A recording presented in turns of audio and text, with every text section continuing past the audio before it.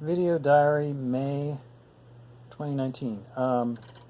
Okay, so one of the things I was thinking about recently is, and I would assume other people have the same issue with reading, where I love reading, but every now and then I'll be reading something that is just not working for me, or I'm just not that interested, or it's slow, or I just frankly don't like it, but I feel obligated to finish it. I mean, I'm sure a lot of people say if you don't like something, just don't read it. Um, but sometimes it's like a classic or something that I feel obligated to push through. Um, I guess I shouldn't do that with too many things, even classics. Um, but anyway, I mean, there are times when I've like read a book, immediately start another one, read a book, immediately start another one, and just gone boom, boom, boom, boom through a series of books, and then I'll get to just one book that I just slogs it down, and then I stop reading essentially for a long period of time until I like, oh yeah, books. Anyway, so I'm trying to think what I just finished. I think I just finished something. Did I just finish something that was kind of slow? I don't even remember. Anyway, the last thing I read was a graphic novel called Fun Home. That was okay. It made me think a bit. It had some good elements. I didn't love it though, on the other hand. The artwork isn't especially good, but it's adequate to the storytelling.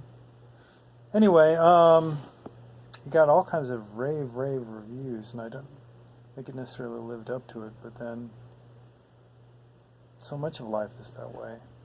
I remember thinking a while back about certain movies that, 10 or 20 years ago were like such a hyped movie of the summer or the spring or whatever, and it was like such a big deal in its moment and completely forgotten today. I mean, there's so many things like that. I guess that's part of the FOMO thing, that things that are super hyped or are supposed to be amazing, I mean, it's good and bad. They're not as amazing as one would hope, and I don't know. Everything is just so freaking ephemeral, which leads me to talking about death and disease and dying. So we have a 15-year-old cat that has kidney disease and cancer, and he's been dealing with anemia. We have his anemia under control mostly at this point, but he has terminal kidney disease that is just progressing downward, and he has cancer, but we don't know exactly how that's progressing. So we're just trying to keep him comfortable and trying to manage his care. But when his quality of life takes a tumble, and you never know, is it going to be an overnight thing where suddenly, he's doing horribly? I had a friend who had a dog that all of a sudden it broke a leg, and then they found out that it broke a leg because cancer was riddled through his body, and they had to put him down right away. And it's nice when you can have some kind of notice. I don't know. And it's such a horrible thing to have to go through. And then on top of that, both my parents and my wife's parents are elderly at this point, even though they're only 23 years older than me, which doesn't seem like that long a time frame. But my mom has very serious dementia. Like she can't read anymore, for example, and other things. And my dad has severe back problems, and he's on a lot of medications, and can't be super active, basically. My wife's mom is in the hospital right now. My wife went to stay with her to help her through that. Anyway, so just mortality is just rubbing itself in my face right now. I've been looking at some of, like, my parents are moving to live with my sister, and I've been made the caretaker for a bunch of old family stuff. And so going through that also has been like this trip down memory lane / family tree, and just thinking about how after just one or two generations, people are basically completely lost to the world, I have memories of one great-grandparent only, and they're very pleasant, luckily, and she lived longer than great-grandparents usually do, so that's a nice memory to be able to have. But it's just weird how, I mean, I can't even really identify what my memories are at this point in my life in terms of like my childhood and stuff. It's like when I try to think about my childhood, I feel like I only have a handful of memories here and there, or just memory. So much is like a dream where there is more of a vague sensation and an element of something, but if you try to put it into words, it ends up being this amorphous thing that you can't really explain, or it sounds really super mundane. Anyway, so I just find it strange how our lives slip through our fingers while we're living them, and then as soon as it's possible, basically any record of us is obliterated. Cheery thought for the day. Anyway, so along those lines, look at these clever segues I'm making here. So how does one maintain a healthy level of motivation given the existential dilemma of modern life? Actually, I don't think most people have as much a problem with this as I do. I mean, this is a huge thing for me.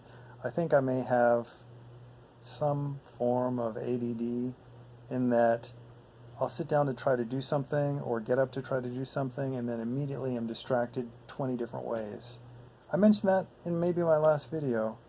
I mean, it's weird, the idea of making these sort of diary entry videos that, I mean, I know a few people look at them, but it's sort of fascinating how with YouTube there are these millions and millions of videos of all kinds of stuff, and I've sometimes wished, like going into a bookstore or record store or whatever, it'd be neat if somehow, like as you step through the entrance, something read your brain and read through all of the inventory and was able to correlate what would mean the most to you, and you could find it.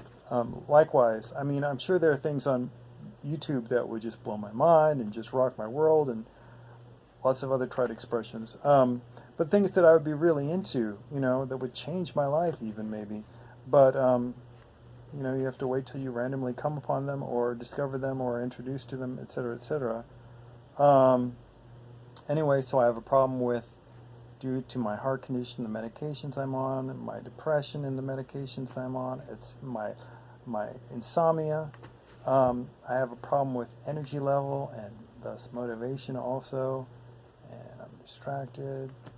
So I have a lot of excuses for my laziness. Anyway, it's getting to be the hot time of year here in Texas, and basically will be now for the next 5.5 months. So I plan to stay indoors as much as humanly possible. I literally, like when I go to and from work, I walk through the shade, but when I get to patches of pure sunlight, I just run to the next pocket of shade, and just avoid the outdoors as much as possible. And I love air conditioning. Anyway, so I'm getting a Oculus Quest VR headset soon to hopefully be somewhat physically active and engaged indoors in the air conditioning rather than going outside to be physically active or exercising at a gym, which I find not very interesting. Anyway, occasionally, I don't know if you do this, but I occasionally get drawn back to certain hobbies. So one of them is growing plants, the other one is like tropical fish, for example.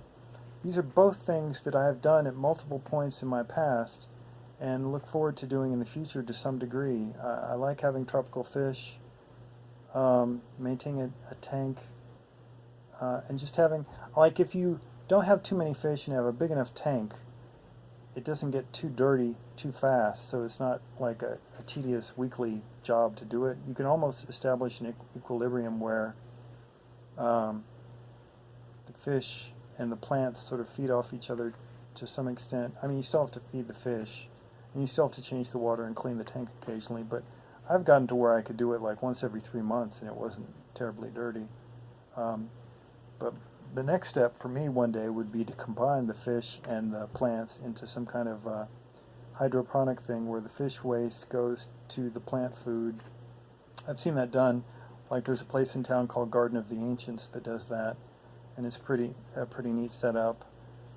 I love watching. I find it magic to watch different kinds of plants come alive. It's especially magical to me when they're not the things that you see every day out and about, like not stuff that just crops up automatically in my lawn or the same rando boring things that everybody has in their lawn, but just specific plants that you choose either for their ornamental value or interestingness, or vegetables or fruit or herbs or whatever. And I don't know, it's so gratifying to me. One of the most beautiful things in life, just watching a plant come seemingly out of nowhere. And then if you don't kill it, it can be a beautiful thing to watch. Similarly with fish, it's so relaxing to just sit and look at a fish tank between the hum of the water system or whatever, the pumps or whatever, filter. And it's just a great meditative experience to sort of slow you down and take you out of the garbage that often occupies our minds. But a problem that I'm continuing to deal with is that I've collected all this stuff and I should thin it down, and that takes a lot of time, and it takes a lot of motivation to make the time to go through the stuff. I took 4 boxes of stuff to to Half Price Books a couple of months ago and got like $12 for it, and it took an hour and a half. I've subsequently found some places on Facebook where people sell similar kinds of things and do so much better with it than, I'm just never going to take anything to Half Price Books ever again. They have some interesting stuff there, but they really just sort of completely rip off the people who take stuff there. And sometimes I've been looking at books near where they buy the books, and it's often just been really sad hearing the offers that they make to people and people's like disbelief and sadness at what they're offered. And a lot of times they just take it just because it's too embarrassing not to, It's sort of a perfect setup for them, and they obviously are doing very well. I still like looking through those places, but again, I was thinking about how shopping is essentially like one of the biggest hobbies of Americans, just in and of itself. And we all know that feeling of expecting a package in the mail, for example, and then you get the package and you've placed this sort of need to be fulfilled in receiving the package, and you get it and it's not, and then you're confused. This is what I go through, and I've seen other people talk about similar things.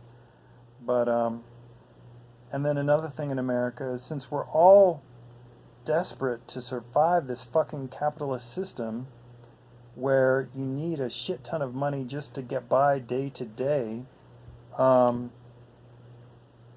people want to be able to shop and have their hobbies and eat nice food and not be afraid that they're going to be living in a cardboard box.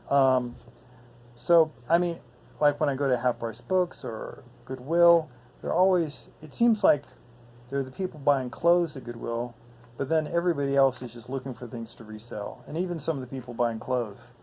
And when I've watched programs on hoarders before, sometimes people have collected things that they just thought was a really good deal, and they just couldn't pass it up. We can't pass up a good deal. Even when you collect things, you know what things are worth in that hobby, and then when you see something that's greatly underpriced, you get it, and it's like, woohoo! You get this great exhilarating feeling, and you're like, but basically what I just experienced is, I know this is worth way more money than I paid for it, therefore I'm getting excited about money. And I think it tarnishes the hobby. I think a lot of us have been completely compromised in our hobbies by the monetary value of things. It's not something anybody wants to face, but I think all of us have experienced it to some degree. And I think it really corrupts our hobbies. I know it has for me.